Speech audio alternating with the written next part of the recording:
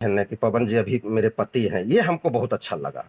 और आप पति का बुराई कोई करेगा कि जैसे हमको नहीं अच्छा लगता है, आपको भी अच्छा नहीं लगना चाहिए। बिल्कुल नहीं लगेगा अंकल। ज्योति सिंह का रिकॉर्डिंग सुनने के बाद आप लोगों को कुछ समझ में आ ही गया होगा। अगर नहीं समझ आया तो प्लीज मेरे वीडियो को लास्ट पर डिटेल से समझाते हैं। आप लोगों को पता ही है कि ज्योति सिंह कल करवा चौथ की हुई थी। हाँ, ज्योति सिंह कल करवा चौथ की हुई थी। इसी बात पर आप लोगों को बता देना चाहता हूँ कि पवन सिंह वहां नहीं पहुंच पाए। ज्योति सिंह पवन सिंह के फोटो से ही अपना व्रत तोड़ा। लेकिन ये भी बात करते हैं, ज्योति सिंह कॉल किए थे विनय भी है कि ज्योति सिंह आप किसी पवन सिंह का बुरा पीठ पीछे नहीं सुन सकते हैं। तो ज्योति सिंह ने भी बोला कि हाँ, पवन सिंह का पीठ पीछे बुरा नहीं सुन सकते क्योंकि पवन सिंह को कहीं ना कहीं वो अपना आदमी ही है। तो आप लोगों को बताना चाहता हूँ, ज्योति सिंह कहीं ना कहीं पवन सिंह को चाहते हैं अभी भी। लेकिन पवन सिंह का विनय भैया ने बोला पवन सिंह का भी बंध टूटा हुआ यानी दिल टूटा हुआ है, इसलिए ये सब नहीं कर पा रहे हैं। आप लोगों को बताना चाहता हूँ, ज्योति सिंह ने बोली कि जब वो इलेक्शन का टाइम था तब पवन सिंह मुझे उठा के ले गए और फिर अब छोड़ दिए हैं। तो अब मैं कहाँ जाऊँ, मेरा ससुराल छूट गया, मेरे पति देव ने छोड़ दिए। इस तरह से मुद्दे आते रहते हैं कॉल पे। आप लोगों को क्या बता ही सकते हैं। आप लोगों को प्लीज कमेंट जरूर बताएगा